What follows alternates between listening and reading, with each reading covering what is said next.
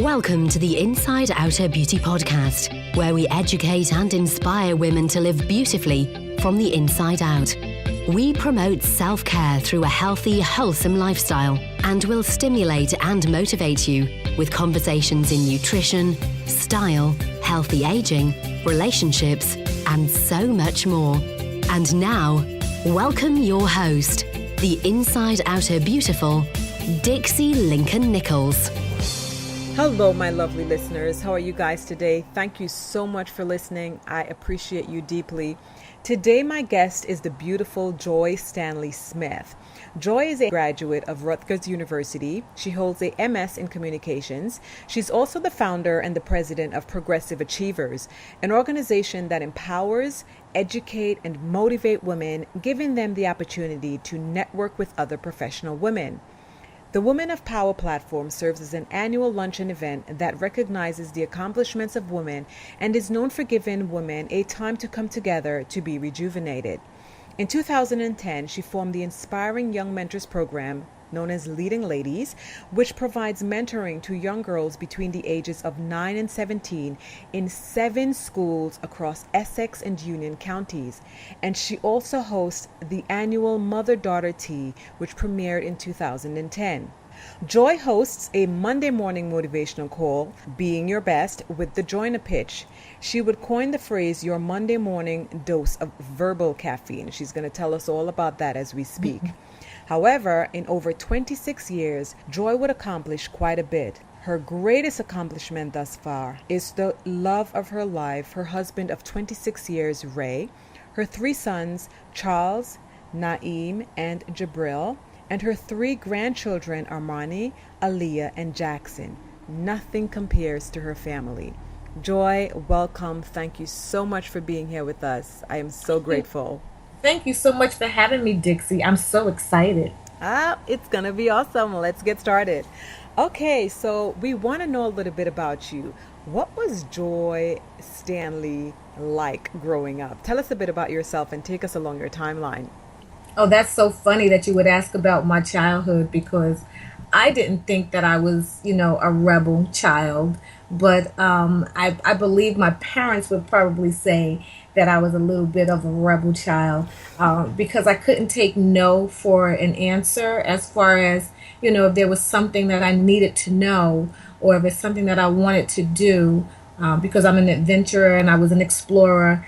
No didn't suffice for me. So my stepdad, who I grew up with, he and I used to have, those challenges because I would always debate him. And I don't know what that was about. We ended up being the best debaters, as my mother would call us, because if he said the sky was yellow, I would say, no, the sky is orange. So, I went back and forth. But the difference is I would come back with my proof of what it is I would say to him. So I think he kind of labeled me like a rebel growing up because he knew that I was going to do everything in my power to research my point and get my point across. So that's who I was. Well, I'm sure who you were led you to who you are now, an assertive, courageous woman. And it's good that they allowed you to be who you were, right? Because it certainly helped you out later in life. Exactly. Yeah. Exactly. Okay, great. So you have several things going on, several great things going on. You have LOC SOC, which I didn't mention in the intro, and you're going to tell us all about that. You also have Progressive Achievers, and you have your Young Women's Mentoring Organization. These are 3 businesses. And of course, you have the morning pitch. Exactly. Right? The exactly. Monday morning motivational pitch. So tell us, how did each of these ventures began? What made you want to start each of these? Okay, so LOC SOC, which was created about 17, 18 years ago, it was actually created by my husband. It was a business that he sort of kind of just fell upon because way back when we used to own a custom-made formal and bridal wear shop, which was housed and located in the downtown Newark area. And it was something, again, that he just happened upon. So talk about blessings. That blessing turned into a great business that has been able to support and maintain our family and our lifestyle and also put 3 children through college. So that's a big accomplishment within itself. And I didn't always work on the Locke Sock team because I was doing my own other things. I owned a mortgage company, and I had a career in marketing because that's what I went to school for. So I was pretty successful in those areas. And then at the fall of the market, some almost 10 years ago now, I decided to come and join the family business and help him to continue to grow that process. Blessed that I was able to walk away from corporate America and come and do something that I knew was a passion, because entrepreneurship was truly a passion for me. Because I don't really think I've worked for a whole lot of people throughout my career. I pretty much, for the most part, worked for myself. It was almost like if you did not go out and make your money, you didn't eat. Because even in the mortgage industry, there's not a steady paycheck at the end of the week. If you didn't close loans, you didn't get paid. So I understand how that side of the workforce works. So sales was never an issue for me, which is how it made it easy for me to come and join the Locke Sock team, because I knew how to do it. It was almost something like, people have a niche. That was my niche. Sales, I believe sales is my niche. So that grew into a need of when I was helping women buy homes. Just conversations that I've had with women over the years, and I would be able to understand some of the emotional distresses that they would go through, and even some of the happy moments that they would go through and want to share with other women. The putting together of Progressive Achievers transformed just from that. It was a way of me giving back to my many, many, many clients who were in the mortgage business. I held a private luncheon here at my home, and I invited about 70 women to a sit down lunch with white wicker chairs and linen tablecloths, and hired a 3-piece band. And it was my way of literally giving back to my family, my friends, and my clients over, I believe at that time, which was about a 10-year span of me being in the industry. And I just wanted to say something, or do something to salute them. That turned out to be such a lovely event that I had. I can remember the next day waking up to like 16 emails, someone's, with women asking, that was so beautiful. When are you going to do it again? So to be honest, that was the birth of Progressive Achievers, because the very next year, and even in some of those emails, women were saying, we would even be willing to pay for this. So that birthed the luncheon. From that, women would bring their daughters. Their daughters would have questions. They would want to know where they can find other women to help them. And literally within a 3 to 4 year time frame, the Young Inspiring Mentors program was formed. So, strategically, things kind of just fell in place.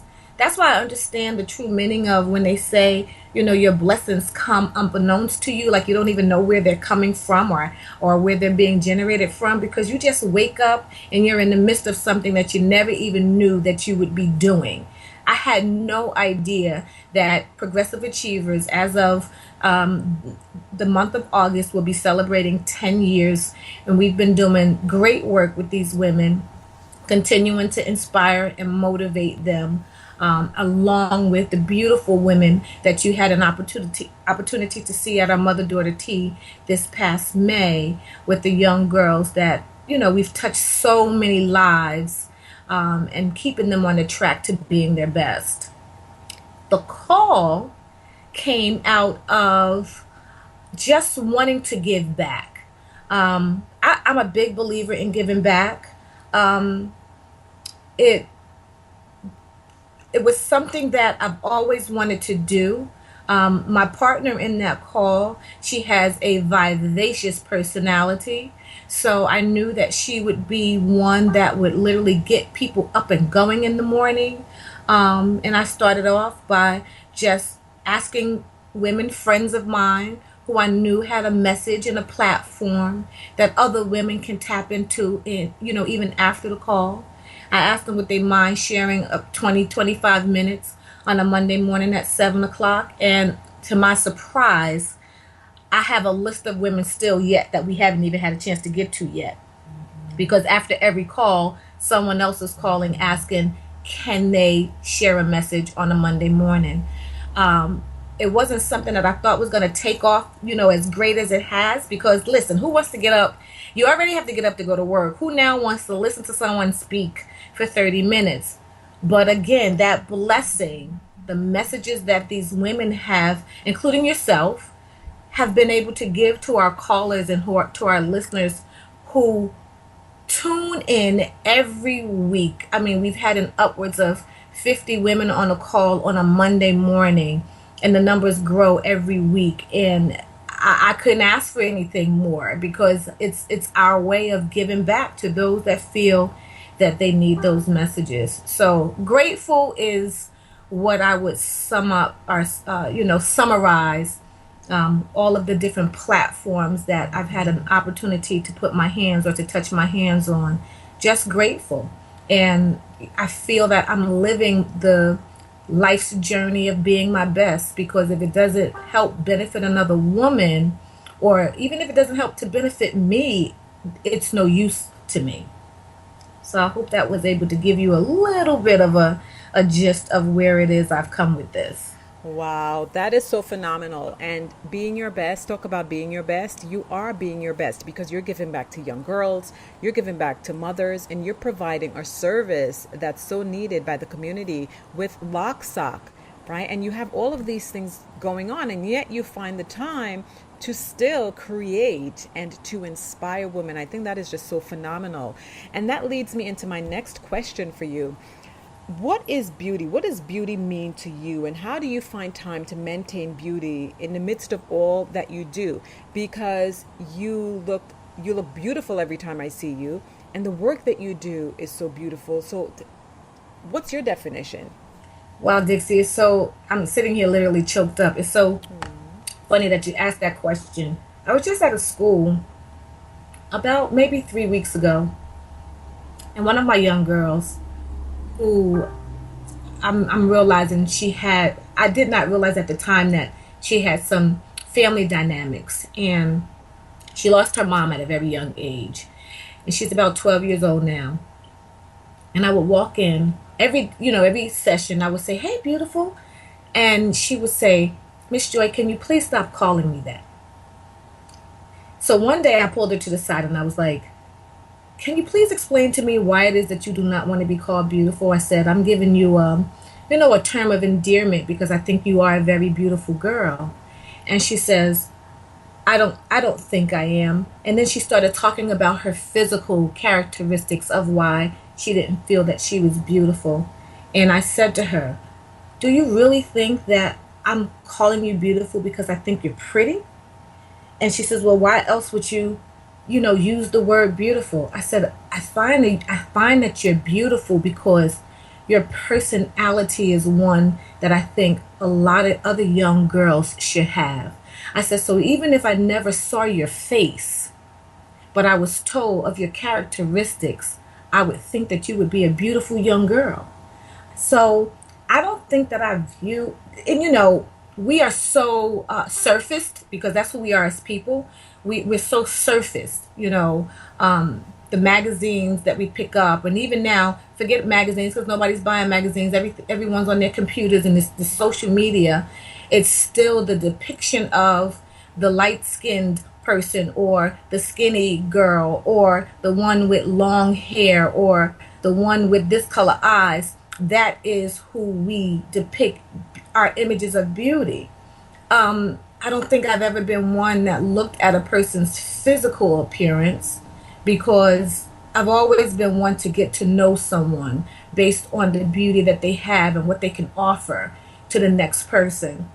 Don't get me wrong, I like to look good, and I do because it's just who I am. I feel that what I do for myself is because it comes from inside. It starts inside, and then it kind of like resonates through me. And then what you see on the surface is because of how I feel on the inside. So I think if I had to, put any words to what I felt beauty was, my little young friend at the age of 12, it would be my my definition of beauty. I love that. And it's so important to get these different responses from women in terms of what beauty is, because young girls as young as 12, that's my daughter's age. So when you said that to me, it just resonated so much. They have their own definitions of beauty, and they become women with these definitions that sometimes exacerbate because of situations in their lives. Yes. And so it's so important that you're working with these young women to really re-emphasize to them what true beauty means and how they can incorporate that beauty into their lives to continue to be beautiful women and not be distracted by society's definition of what beauty looks like on a page or on the internet or on social media or wherever. So Yes. thank you so much for that. That was absolutely amazing. Oh, great. Thank you. Okay, you are all about helping women elevate, young girls elevate and be their best selves. I mean, your verbal caffeine in the morning every Monday is what your message is all about. Share with us 3 ways women can recognize their own ability for greatness. First of all, Dixie, they have to believe that they can. We just had a conversation not too long ago where we talked about how we feed off of what other people tell us, whether it's right or wrong. And I think I just recently put up a post on my Facebook page that said something like, and don't quote me, but it said something like, your perception of me is just that. It doesn't make it right or wrong. As a matter of fact, it's not even any of my business, because that's how you perceive me, right? So I think the first thing we have to do is do a whole lot of soul searching to be able to identify just how great we are or what's keeping us from being great. So I think that's the first thing. The second thing is, and I say this all the time because I do believe in the positive power of energy, when you continue to surround yourself with negative people like to keep everybody around them in the same place, because there's nothing that will drive, there's no driving force. So you have to, at some point have some checks and balances in place so that you can pull yourself away and find people who are positive. Because even in your own circle, I'm sure that when you're around a bunch of women who are about their business of being positive and about their business of making things happen, you can't stay still. You can't stay still, because when you see women doing things to better themselves and to better other people, for some reason you feel the need to do the same thing. Yeah. That's why they have that saying, great minds think alike. Because once we surround ourselves with like-minded people do the same things. And then I think the third thing would be remembering karma. What goes around comes around. So if you're not going to be so true to yourself about how you treat other people, you're never going to be true. You're never going to be able to get out of that place. That saying, you're in your own way. Because when you're not really sure of which direction you're going in, because you haven't really done the best that you can do by someone else, that's just like staring in the mirror and seeing no reflection on the other side.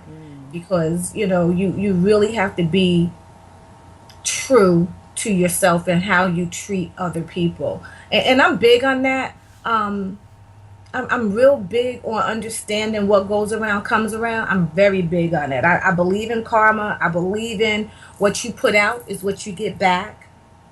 So if you're not going to do anything, you can't expect anything. Does that make sense? It makes perfect sense. I'm just loving what you're saying. I'm like, okay, I'm just listening. I want more. I mean, and it's so simple. And the first one that you said, just believe that you can. Yeah. Believe that you can be great. And I think once that happens, it begins to set the wheel in motion.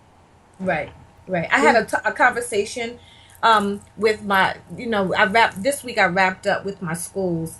And I had a conversation yesterday. I met with a bunch of 6th, 7th, and 8th graders, and I had a conversation with them. And I asked them, What keeps you from doing the things that you want to do? And the first thing one young lady raised her hand and said was, because somebody says I can't. So because someone says you can't do something, you believe them? See, I would have been that kid at 12 that's going to prove you wrong. So, and that's the premise that I really believe that I live by. Right. Because you believed you can. Absolutely. Yeah. Absolutely. Yeah. It's like that quote, she believed she can, and she did. Mm-hmm. Yeah. Mm-hmm. Yeah. Oh, that's phenomenal. So the young ladies and the women have a lot to get from you. They get a lot from you, I should say. I'm praying so. I Oh, really pray that they do. I mean, 10 years strong, that says a lot. Right, And right. what I But thank witnessed at the tea was just phenomenal with those young ladies, such talented, beautiful, smart Yes. young women going off to colleges, straight A's, Yes. beautiful Yes. voices. I mean, they ran the gamut of talent. So Yeah. you're doing a fantastic job. Thank you. And you know why, Dixie? Because we hold them to a standard. Yeah. So you can't just be a leading lady. There's qualifications to it. Yeah. So when they join the organization at their schools, they get a list of rules. And that list of rules applies the entire 9 or 10 months that they're in school. And 3 infractions, they can't belong to the club anymore. Oh, I love that. So, yeah, I mean, because we hold ourselves as women to a standard. Yes. And you're And- holding them accountable. Yes, yeah, Yes. and they have to be held accountable because my schools allow our girls to have special arrangements and special treatments, and when the principal is looking for someone to represent the school, our girls are the first ones that they go to. Right, right. So with that being said, they're not only representing their schools, but they're representing progressive achievers as being one of our leading ladies. Absolutely. So yeah, we hold them to a very high standard. Love it. I love it. Okay, great. So moving along, take us through a time that you had a wellness issue and tell us how you deal with it. We're women, we're normal, and it is normal to have wellness issues. What was one for you, and how did you overcome it? Well, I can go with my breast cancer diagnosis about 4.5 years ago, but I won't. I'll go with my most recent. I'll go with the fact that I work out regularly. I'm in the gym with a personal trainer 3 times a week. And back in November, my trainer looked at me one day and he says, I don't know what's going on. He says, but you can't even lift these weights anymore. He says, you're tired and I don't know what's going on. So why don't you take a break? And we both thought it was because the holiday season was coming up. Locke Sock gets very, very busy around the holiday season. I was probably working 10 to 14 hours a day and still trying to work out, probably not eating well, blah, blah, blah. Well, that tiredness took me through about 3 months. And then I realized, okay, I'm not just tired. There's something going on. So I finally decided to make a doctor's appointment. But lo and behold, what happened is I laid down one day to take a nap because my husband and I had plans to do something later that evening. And when I woke up, my heart was racing as if it was going to beat out of my chest. So he rushed me to the emergency room, and I come to find out at that time that I had thyroid disease. Well, the thyroid disease through other testing proved positive for Graves' disease. The challenge for me was the fact that I had to realize that I had to allow my body to take over and to take control. I am not one who easily gives up control. I'm not a control freak, but I like to be hands-on with everything that I have going on. I could not work. I could not work out. I could not go to my schools. I'm an avid bowler. I could not bowl and still can't. So we're talking from November of last year to now that my entire life changed. It was funny because my husband and I just came back from a small vacation, and we came through customs, and all the lights went off because I just had a radiation therapy treatment, and I had no idea that as invasive of a procedure as it was, my entire world was now on display for everyone in Newark International Airport to see, because the medication that I had to take was radioactive. So it signaled all kind of lights and motions, and they had to take me in a separate room because, so They thought that you were armed up. listen. You are gonna blow up the airport.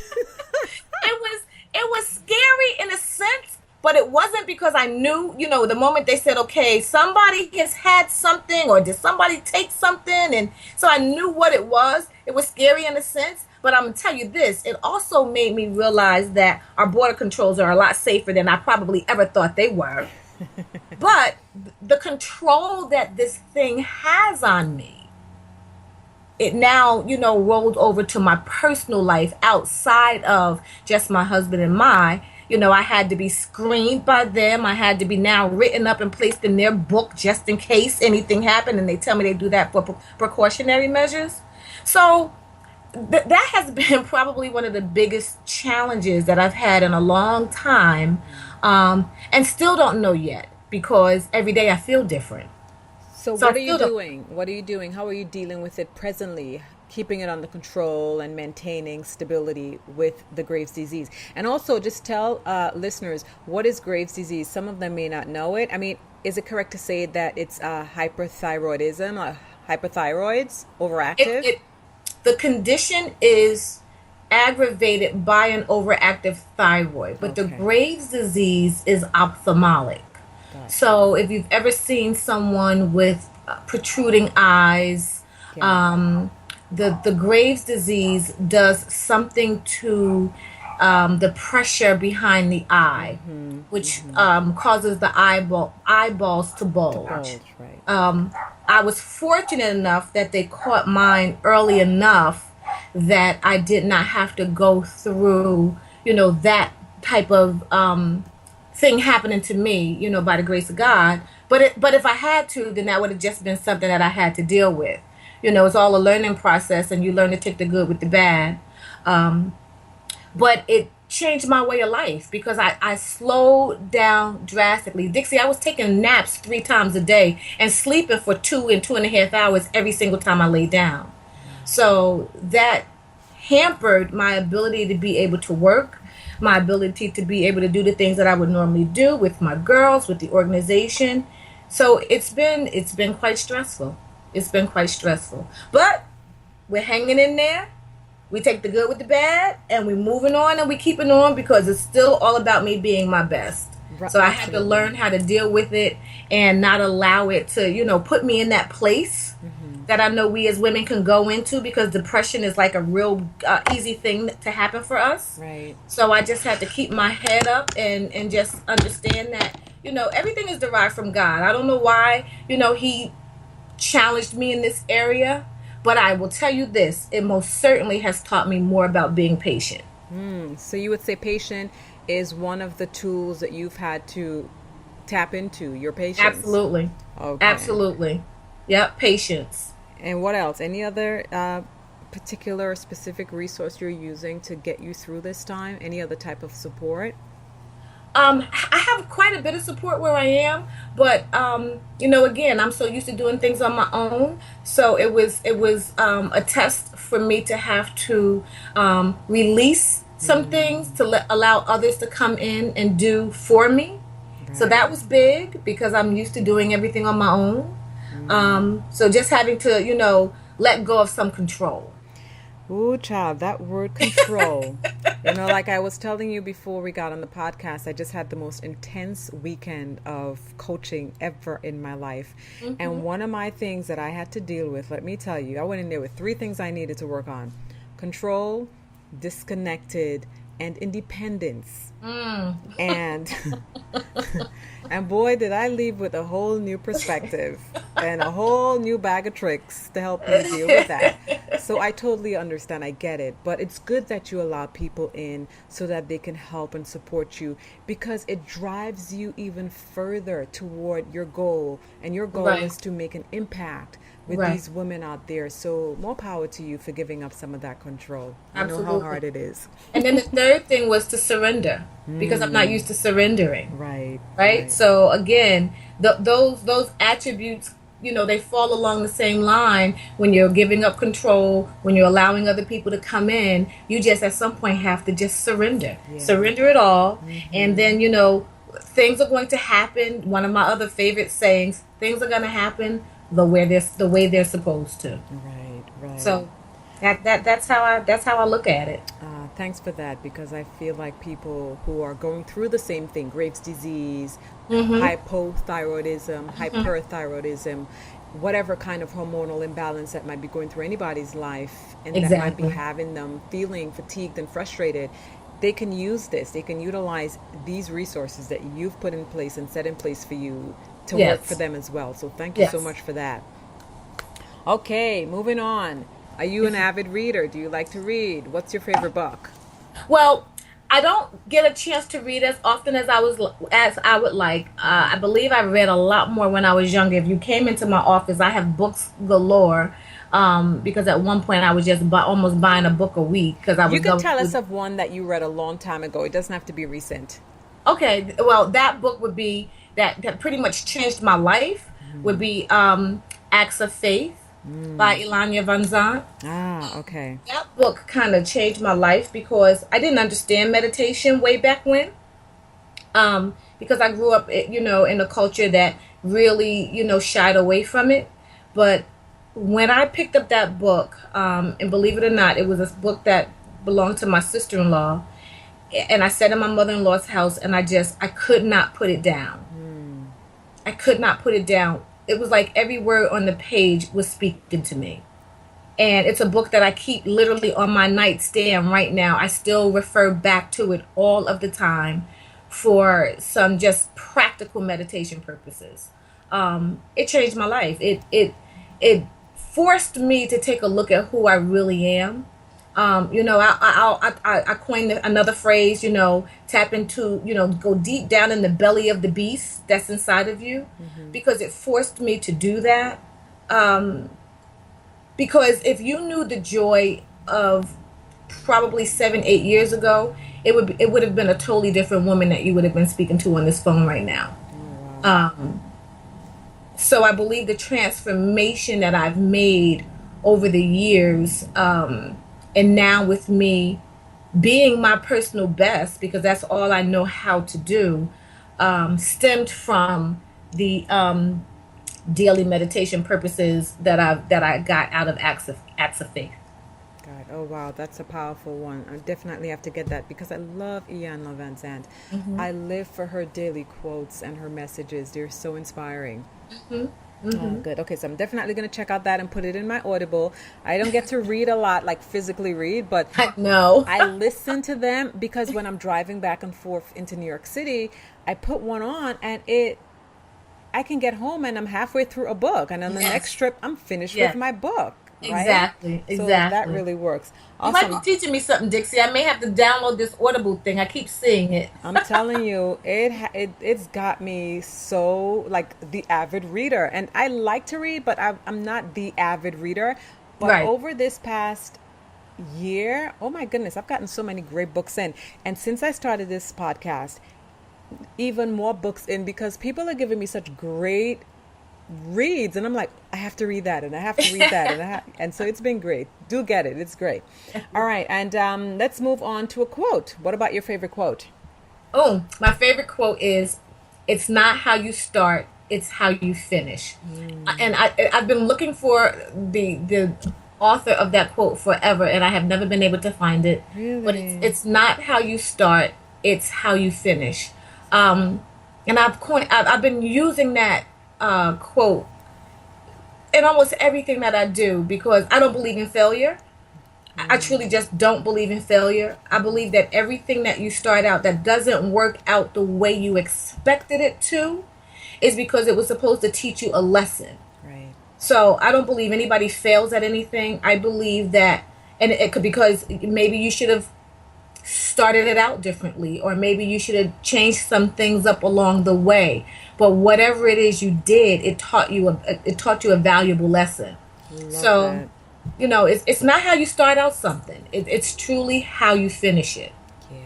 And learn to accept the value of the lesson that it teaches you.